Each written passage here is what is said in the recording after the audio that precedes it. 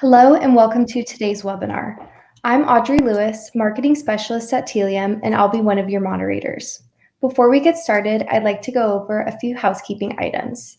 This webinar will last approximately 45 minutes and will be recorded. The slides and recording will be made available at the end of the session. We also have some related resources available for you in the attachments and links section of the platform, so please feel free to engage with them at any point. We also want to hear your questions, so please use the Q&A feature to submit your questions throughout the webinar. For any questions that we aren't able to answer live, we'll follow up with you after. Now I'll pass it over to the Director of Product Marketing at Tealium, Matt Parisi.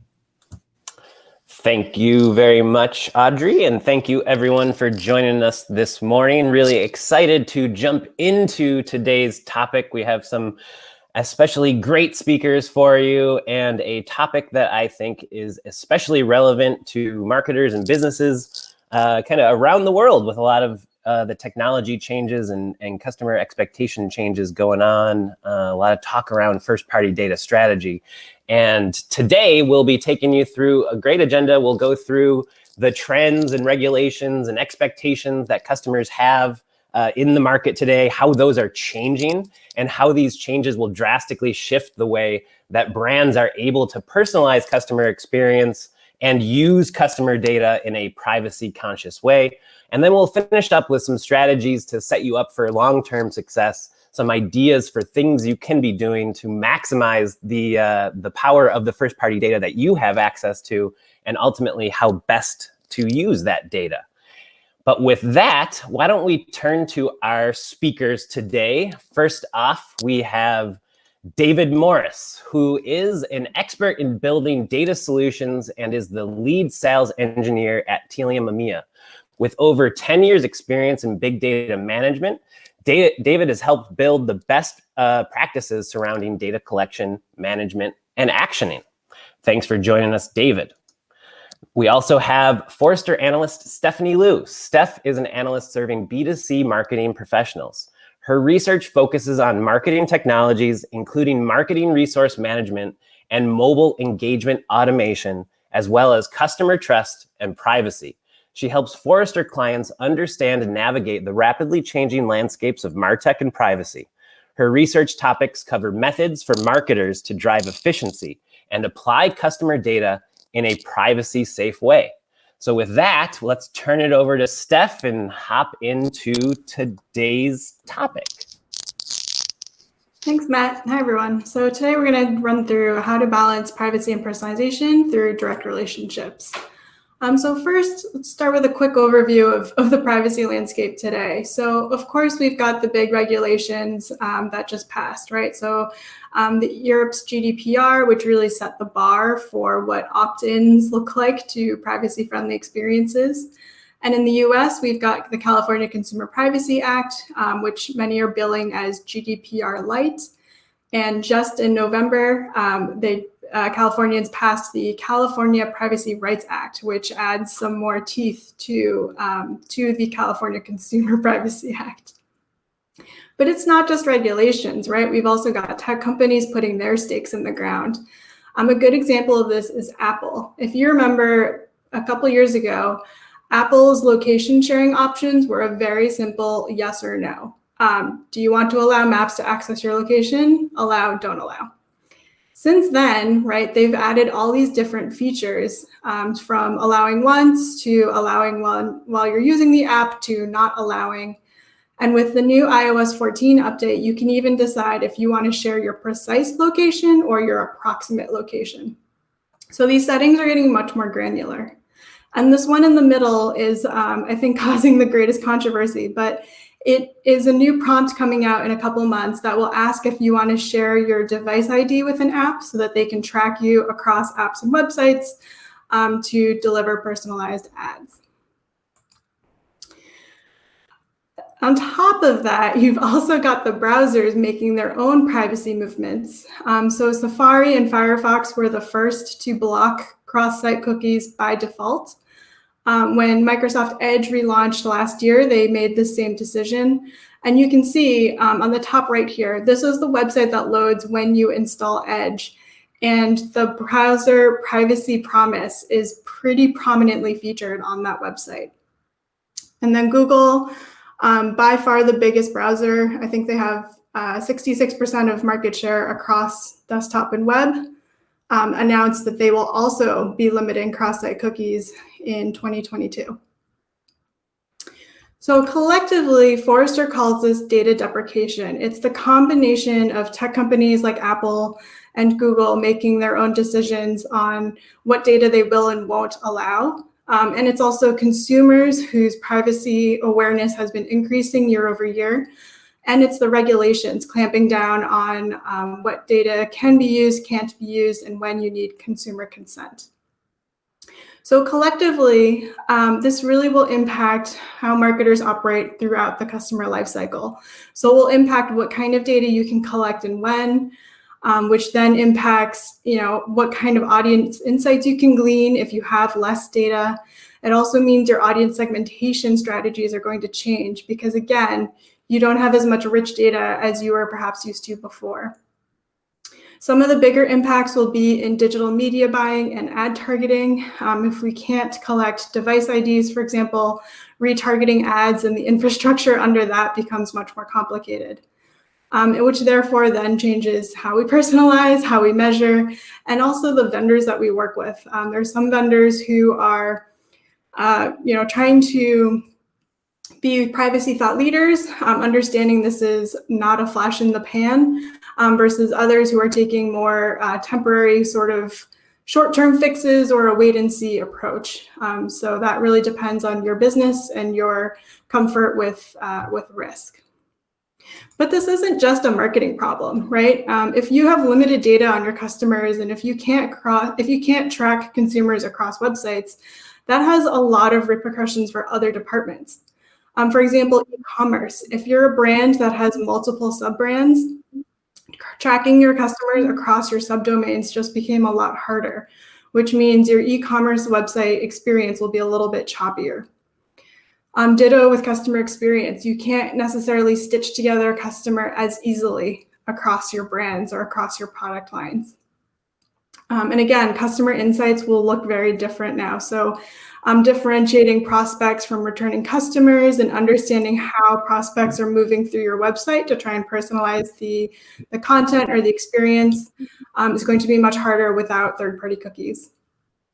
Also impacted are fraud detection for security and risk use cases and A/B testing, because your window for understanding when someone's visited your website is getting a lot shorter now. David, am I missing any implications here? What have you seen from your clients? I think all of these are definitely very pertinent. I think I'd also add things like attribution. I think it was called out as well. The ability to be able to really kind of attribute back your sales as you're finding it harder to track the anonymous through to known, and that's often where the engagement really starts. Someone is anonymous to begin with. So I think the attribution side of things is a big topic for a lot of marketeers who are looking at kind of digital advertising. So how did we get here? I think there are, rightfully so, some who say that this is really, Apple and Google using their market share to make decisions that have massive repercussions. But the reality is consumers are also pretty fed up, right? This isn't happening in a bubble. So for example, Forrester's data shows 71% of US online adults are aware that their information activities are collected by these sites and apps they use. 63% say it's not okay, right? So we know we're being tracked, but we don't like it. And 24% don't trust any companies to keep their personal information secure. So we've gotten to the point where we are gathering all of this data, presumably for personalization, but consumers just aren't comfortable with that anymore. And these percentages are very similar across the EU as well. Marketing's gotten a little too good at connecting devices to people, right? The top right is a tweet that says, "I swear Facebook is listening to our conversations to target ads."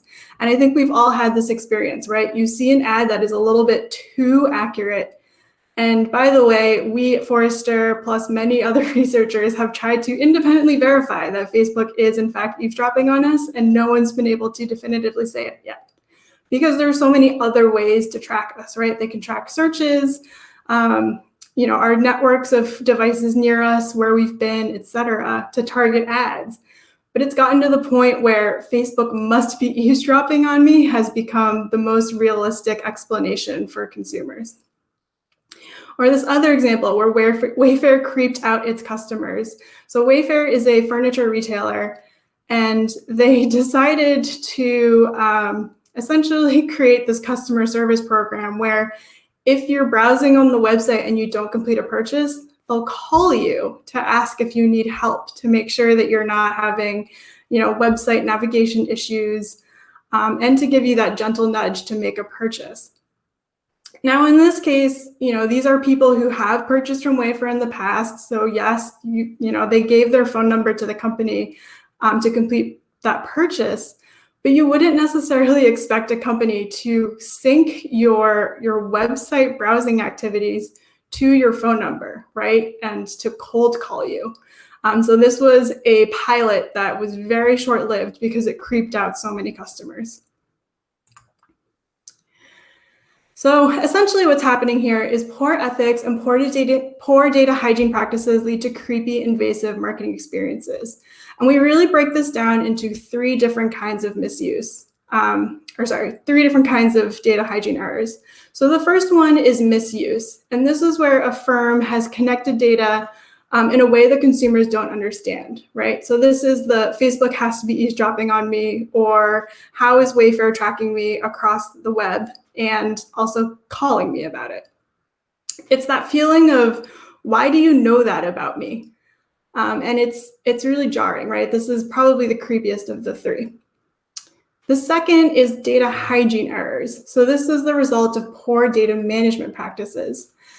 This can be things like incorrect probabilistic matches, like when you're lumped into a household that may not be correct, or sending marketing materials addressed to someone who's deceased. I was talking to a marketer who said poor data hygiene spoiled the surprise of his engagement because he was shopping for engagement rings, but his girlfriend, who he lived with, was the one getting retargeting ads. And so she got suspicious when all of a sudden most of her ads were engagement rings as well. And finally, invasive or aggressive tactics. These are the ads that seem to follow you around that you can't opt out of. And these are the most frustrating because there's no way to say, for example, I've already purchased this product, please stop advertising it to me. The solution, though, is to build direct relationships because it gives you the opportunity to understand your customers better, and it gives your customers the opportunity to actually give some input, right? So instead of inferring things that are happening to them, you can have one-to-one conversations about it. Now, a lot of people are latching on to direct relationships as the silver bullet, so I'm going to lay a few caveats here. First, I think we've all seen this experience, right? You land on a website and the first thing you get is a pop-up asking for your email address. Now, if I'm coming off a search engine, I don't know if I'm at the right website yet. It seems a little bit aggressive.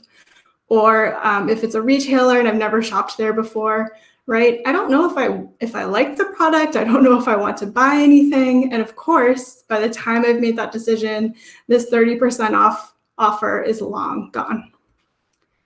So unfortunately, I think what we're seeing today is something that kind of resembles what we saw with cookie banners, right? Websites had to have cookie banners to comply with e-privacy and with the GDPR, but they are really annoying pop-ups that are in your face as soon as you go to a website. But we need people to opt in, right? So my own company, unfortunately, is guilty of this. We made our cookie banner take up half of your mobile screen. And even that wasn't always good enough. So then we got into dark patterns where, for example, this restaurant only has necessary cookies checked, but the big red button says allow all cookies. Or even more egregious, the page on Hertz's website that explains how it uses cookies says By closing this message, you consent to our use of cookies. So it's still unclear how exactly someone would opt out. David, you and I were talking recently about terrible cookie consent banners, and I'm sure you have plenty of examples as well. Yeah, I think we were having a good laugh at some of the stuff we've seen around on the internet. I think it's really interesting that they all really started as tiny little banners along the bottom, and the more significant consent has become, the bigger they've become on the screen. I think I saw one which the button wasn't allow all cookies; it was just I don't care, and it's like you just tick that because you didn't care. And I thought it was such a travesty, really, when there's so much opportunity in these banners to actually start a good direct conversation. So yeah, I think the other half of it I would say is that they've done a pretty good job, the CMPs, of making it more user-friendly or look better. I'm just not convinced that people are really latching on to putting the lovely wording and encouraging wording on there all the time. It's still very functional, I think. I would agree. And unfortunately, I think we're starting to see this similar experience beyond cookie banners. So I'm starting to see more of these, essentially they're login walls. They're not traditional paywalls, right? So the two screenshots on the left here are both publishers, but they're not asking me to pay for the content. They're just asking me to give up my email address so I can keep reading. And we're even seeing this outside of publishing on the right here. Boxed actually won't let you view the inventory. Like, you can't shop what Boxed sells unless you create an account from the get-go, which I understand, right? We all want direct relationships. We want to be able to re-identify customers, but that's a really high bar. It's a high bar entry price, essentially, to figure out what Boxed is, if I want to buy anything from Boxed, right? It's not a very customer-friendly experience. What these experiences are forgetting, though, is that really this is the opportunity to build trust with your customers. You're asking customers to trust you enough to share data about themselves, and it's personal data, right? Things like our email addresses. And that trust has to be earned. So the analogy I always go back to is to think of it like a first date. When you go to a first date, you don't roll in with 100 questions that you interrogate someone on, right? Instead, you ask a few questions, you get a little bit of an understanding of who that person is, you share a little bit about yourself, and the goal is to secure the second date. Otherwise, right, it's really more of an interrogation. It's a very awkward conversation, but there needs to be that give and go. So the good news for brands here is it is possible to be cool without being creepy. And it essentially comes down to these three pillars: transparency, meaningful choice, and fair value exchange. So transparency means being transparent and upfront about what data you're collecting, how you're using it, and creating privacy experiences that are human understandable. The bar I always use is it shouldn't be a disclaimer or privacy policy that I understand, because I research privacy as part of my job. It should be something that my mom can understand, right? That she should be able to understand at a high level where her data is going and if she's comfortable with it. The second is meaningful choice. So that means not having a nuclear opt-in or opt-out requirement, but instead letting people share a little bit of information with themselves. Again, thinking about how this would work in a first date scenario. I don't disclose everything about myself, like my social security number up front. That becomes, part of a really long tail conversation where I disclose a little bit more about myself over time. And the final one is fair value exchange. Again, remembering that customers are trusting you and sharing more data about themselves, and you should give them something in return for that. And that something can't just be more messaging or more targeted advertising. It needs to be something that actually improves the customer experience. So this can be monetary in the form of loyalty points or even a sweepstakes entry. But a lot of times it can just be a better customer experience, one that's more relevant and one that's more helpful. So whenever we talk about personalization, I bring this slide along because I think there are too many examples where personalization is, I've punched your name into my template and therefore it's good to go. A better way of thinking about this is to think about how it's improving your customer experience, right? So tying it back to these 4 kinds of outputs. I have information to help you. I can simplify things for you. I think you might need this and I care about you. And these are important because it's putting your customer at the center of attention to make sure that you're delivering value in a way that benefits them. And when in doubt, don't be afraid to ask. So Mecca Australia, which is a retailer, they created this little quiz for Mother's Day, but they ask you, what kind of beauty shopper are you?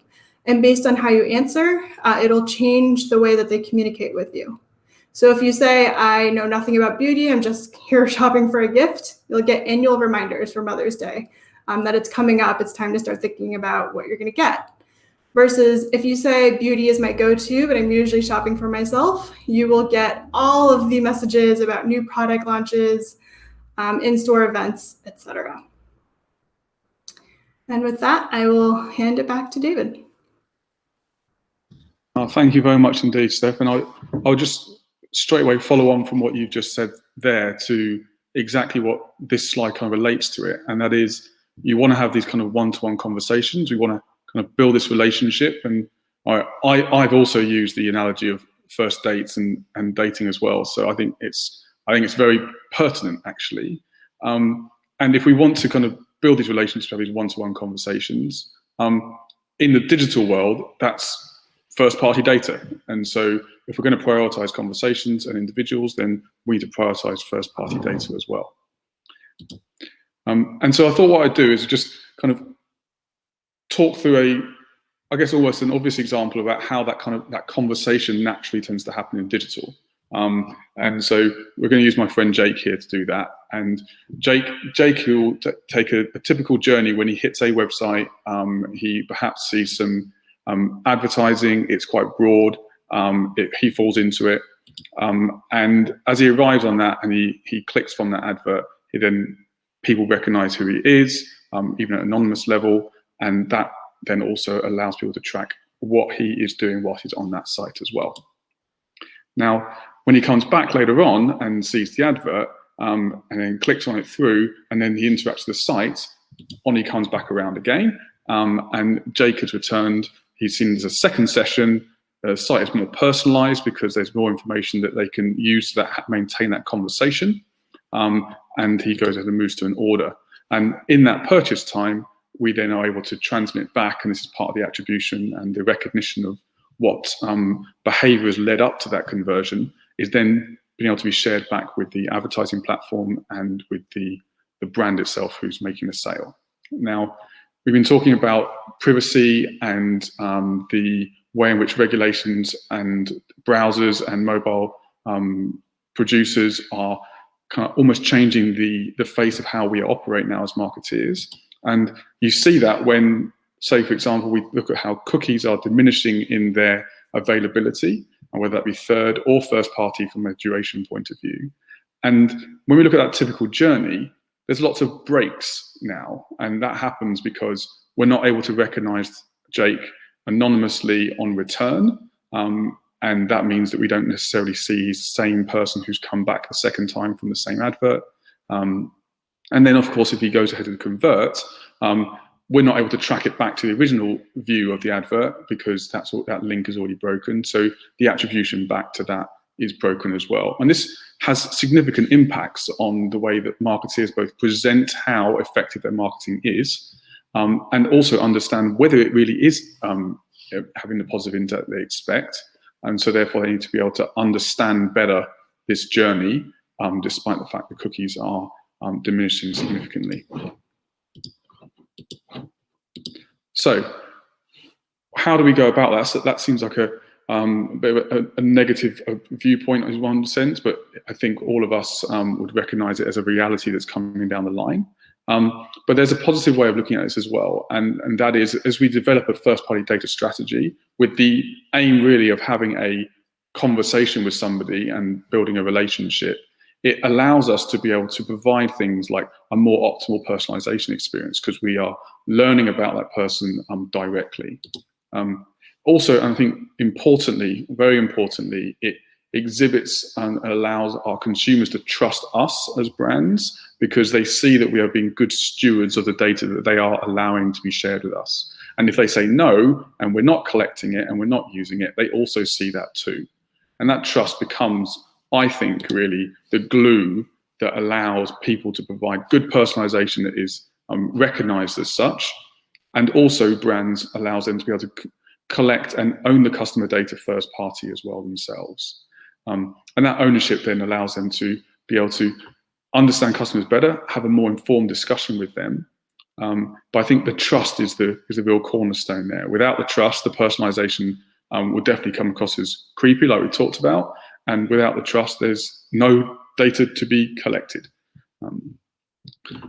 So how does that then affect really some of the ways in which we need to approach things as marketeers when we think about privacy and trust, compliance and data collection? Well, one of those things is our marketing or our targeting mix is going to have to shift slightly, and the contextual realm is definitely becoming more prominent again. You'll even see that in the Google Privacy Sandbox, where there's been much more of algorithms grouping people or IDs, anonymous IDs together as a consortium to be then marketed to. And so that contextual mix will definitely start to play more of a part of it. And for all the brands out there who have kind of seen the writing on the wall for a while, they would have really put some strategies in place to start collecting kind of identifiers or information like we were talking about earlier around email addresses, to be able to recognize somebody in a robust way as they transfer between different channels or even just as they are transferring across different websites. And so that robust ability to do that is going to be something that really kind of takes a prominence in how people strategize in their marketing communication. And then with that, that means that first-party data starts to become the differentiator between different brands. And if we think about it, third-party data was very often considered like data that you rented in one respect, and so therefore it was something that other people could rent as well. Whereas the first-party data is really exclusive to a brand. It is their USP for that relationship with the customer.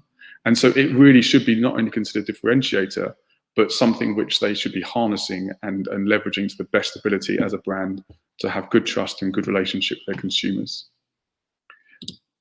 And then with that, that means that it isn't just the responsibility of being compliant, but it's the responsibility to offer something equitable on both sides as well. If we see all those kind of consent banners that we get, and very often it tells you the legal wording, for example, on what needs to be done and why you're being asked, but not as often do you see it where it's explaining the benefits to the individual as to why they would want to consent, because it gives these benefits by working with me as a brand.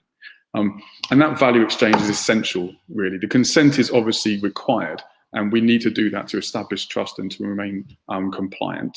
But the value exchange that comes from that needs to be clearly represented. And I think we all have something we can learn from loyalty programs that have been doing this very well for a long time. And now we need to kind of really establish that across the way we work as a whole. So when we think about first-party collection and how the prominence needs to come in, and then we think about the different ways that we have to comply with regulation, we then start to realize just how much this affects all the different teams inside our business. And very often when we want to try and get teams all working together, we sometimes try and get them to all come along and use the same tool, and that way they're all working together. But the reality is we're always going to have specializations in different teams, and that's going to allow us to make sure that those skill sets are used appropriately. And this is where we can see how a CDP, a customer data platform, can bring that first-party data together, can bring an individual from across the different data sources that come into a CDP, recognize them robustly, and then make that available to all the different teams that want to use that information in their own tools. And so by doing it that way, rather than having all the teams trying to work in one product alone and not also using their own tech, we're allowing that company to continue to scale. We're empowering those teams and we're giving them all the data they need. this is obviously a far-reaching topic. It'd be great to get a perspective from you as well, Steph. What do you see as the benefits of a data-first approach? Yeah, I think there are a couple. So you touched on the ability to work with different teams. I think it also adds some agility to the tools that you end up using, right? Because each one isn't storing its own data. You're sort of sharing data across tools. And from a privacy standpoint, that's really important because things like data subject requests and data governance, right? Those aren't siloed by channel. If a customer says, I want all the data you have on me, unfortunately, well, here's what we have from our email tool is not sufficient. So I think it definitely helps just introduce more flexibility in terms of the tools that companies can use and how that data is shared between them. Yeah, that's great. I thoroughly agree with you as well. And the way in which businesses can often get tripped up is they go one way and then it's hard to unwind and go back the other way as well. So yeah, I completely see that. Thank you. And you know what, it kind of follows on nicely, because often what we see, and you talk about silos, is that obviously data does fall into silos naturally, and it's for purpose as well. Like, for example, your call center is there for a particular purpose, and your CRM solution is for another purpose, your mobile platform again. And so there is always going to be kind of silos, and it's not something we can avoid, and nor should we kind of spend exhaustive energy trying to do that. But what does happen is that when you want to try and do things, very often you want one silo to talk to another one, and vice versa, and it can almost feel like a Zoom meeting when everyone's trying to talk at the same time. And this kind of backwards and forwards we see as something which isn't efficient, and it doesn't help the business. And in fact, when you do that, whilst your channel-based data organization is good, actually when you take a step back and you want to consider how your kind of centralized strategy is operating, that is very hard to be able to pull together. And this is where you see something like a customer data platform kind of really coming into its own. It allows each individual silo to be able to communicate to one place and share and get information back, knowing that that same information is the information that all the other channels are getting, and therefore everyone is working off the same script, as it were. And it's important then that we kind of differentiate and say, look, if we're going to think about a customer data platform to kind of help us out with this kind of privacy and this data and bring it together, it needs to be a person-related one, because we want to have that kind of direct conversation with them. We want to have that direct relationship. So if it's a person-related one, then we need it to be have the ability to be able to recognize people as individuals and do that robustly. And that's something which is obviously very pertinent now as we look at the way that cookies are changing the landscape of identification. So what does a individual person kind of profile or first party profile look like? Well, you might have some information that comes directly in when people hit your website or your mobile app. You might have like your own channels like email, for example, or push notifications where you understand the engagement through that way. Obviously, we have paid media and getting a sense of your marketing mix on the impact of that as either people click through or view your advertising. Now, that's all kind of the data on interaction, obviously with web and with mobile as well. And then you get more kind of offline data where you might have your CRMs or your service-based call centers or IVRs. And again, that kind of interaction or genuine, actual conversation with people in your call center is all part of that communication as well. And then pinning it all together is the compliance of what that individual is happy for you to use their data for and where they're happy for that data to be stored as well. And then that kind of is like almost like the building blocks, as it were, of the profile. But how do we then get that to work within our business so that we can then use that information to both understand the person and communicate back to them? And that's where you can see kind of almost a flow from left to right, where we see the most common ways in which people communicate with us as brands. So that's mobile all the way through to our call center and all kinds of different data and kind of formats that come from that. And it's really important that we make that into like a standard language that the whole business understands. So when we say the word customer or we talk about a particular segment name, different parts of the business all understand that's the same thing. And that's where we want to standardize that as we then get a single view or recognition of who that person is. And then from there, we will have wide variety of approaches on what we want to do with that information about the person. So that could be to fuel the analytics and to understand the implications of how their behavior interacts with your product. It will be how you want to understand the groupings of people, like the audiences, for example. And then finally, to actually be able to activate them. And very often you get products which are really great at doing one of those, but they are decoupled from each other. And so there is effort and extra effort you have to do as a business to get the analytics and the insight feeding into the audiences, which feed into the actions. With the Customer Data Hub, you find that comes all together, and then you're able to apply that then to your media buying or to your search advertising or to your on-site personalization, all with compliance and with regulation in mind, so that that is considered and adhered to throughout the whole process. And with Tealium, what we offer in that is the ability to be able to do that robustly with a best-in-class enterprise platform. And so we provide a tag management system, Tealium IQ. It's got Event Stream, which is there for collecting data server-side or through mobile, for example, and bringing that all together so it can then be distributed out to different third parties like analytics or personalization, etc. And we provide a CDP as well as an audience stream, which has built-in predictive capabilities to be able to understand the likelihood of what people are going to do next, so that you can provide that for them in the right way at the right time. All of that underpinned with the ability to do the analytics around that and then fuel that insight back into the platform for further insight and activation. And the key thing with that is, and I think I looked at this a little earlier, is if we're going to provide these kind of things, then the turnkey integrations become really important, because we need to be able to scale and leverage this as we go. And by doing that, we're then able to be able to provide a seamless experience to our customers, not too creepy, doing things at the right time in the right way. And in doing that, we find ourselves in a position where we can leverage our first-party data, consider it a priority and actually be able to use it, and then be able to maintain and build that trust and experience with our consumers. So as I was kind of summarizing already in a way, building that direct relationship is absolutely something which first-party data really supports and allows you to do. And by doing that, you can then, like I said, scale things up so that you can both use the trust that you are maintaining to be able to then provide the personalization that you wish to do. Without something that is designed for that purpose, it can be really tough to achieve that. There are other ways of trying to approach that. It involves building more things or putting more things together to try and make it work.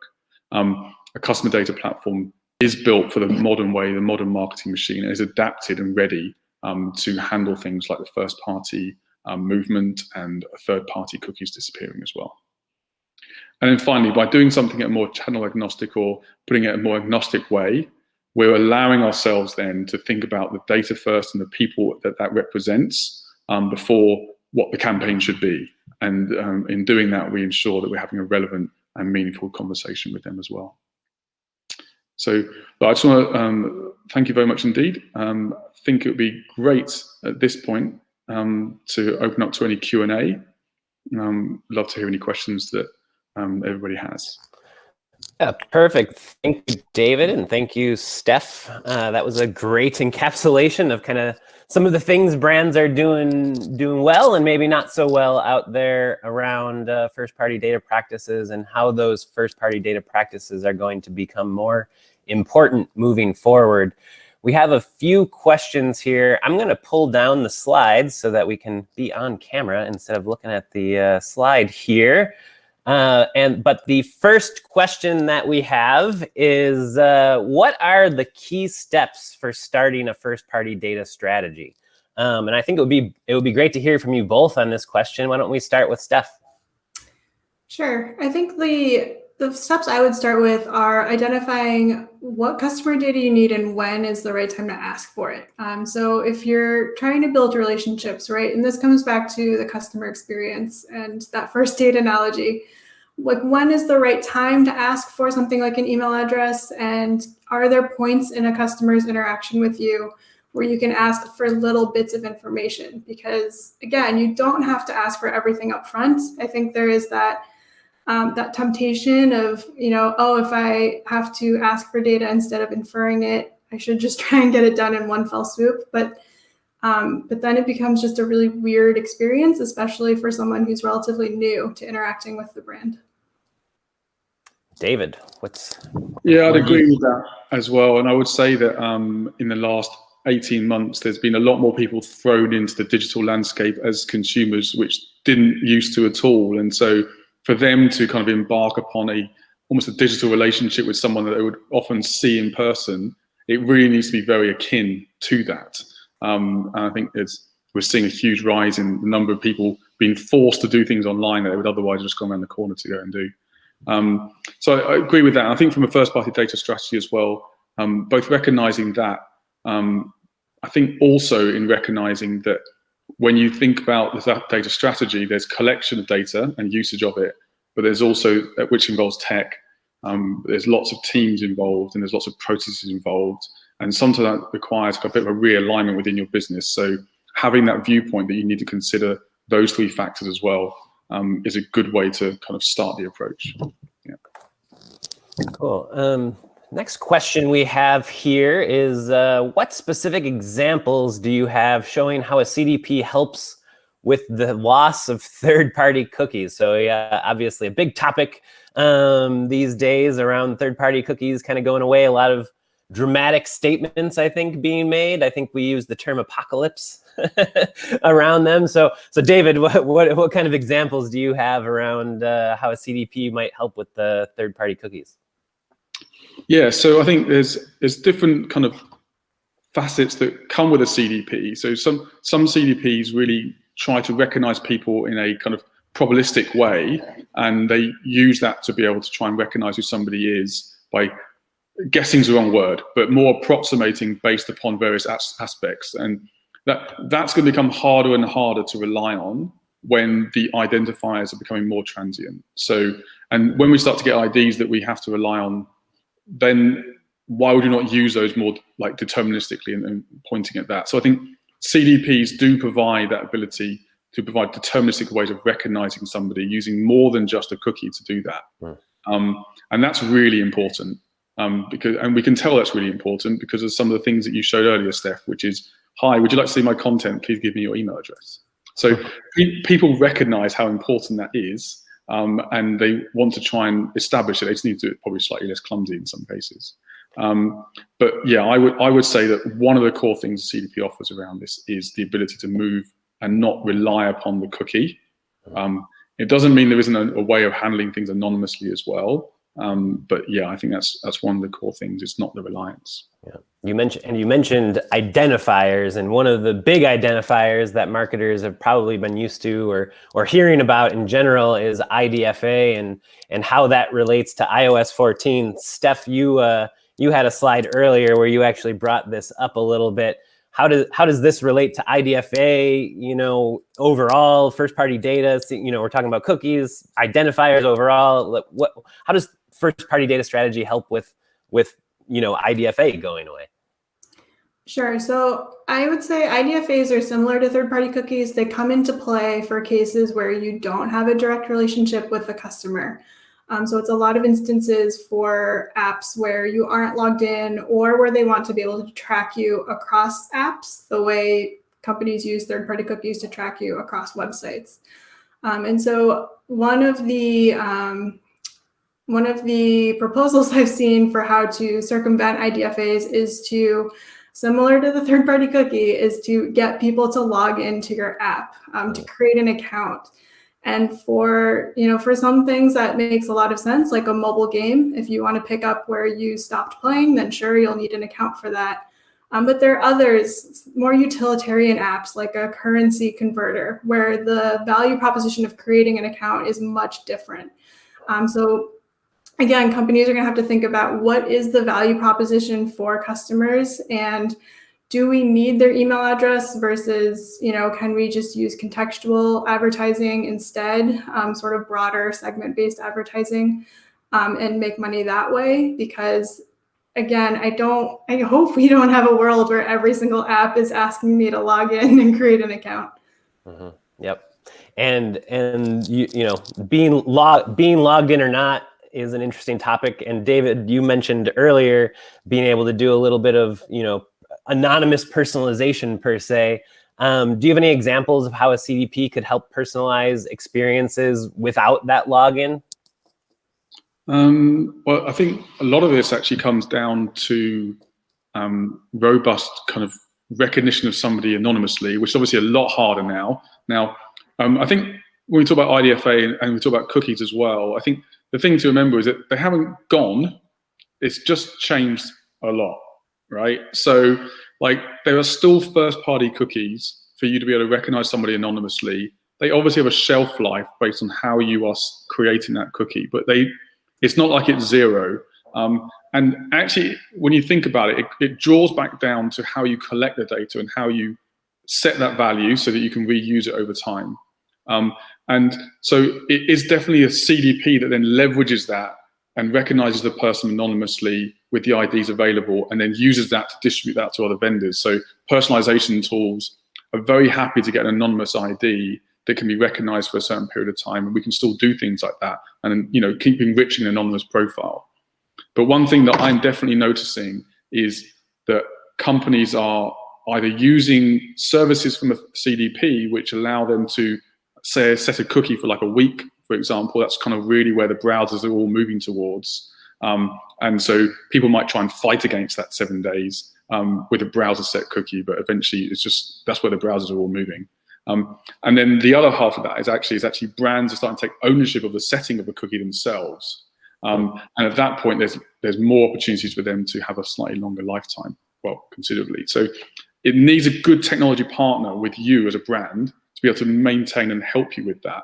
And that's where I think Tealium's been able to really support people in doing that as well. Interesting.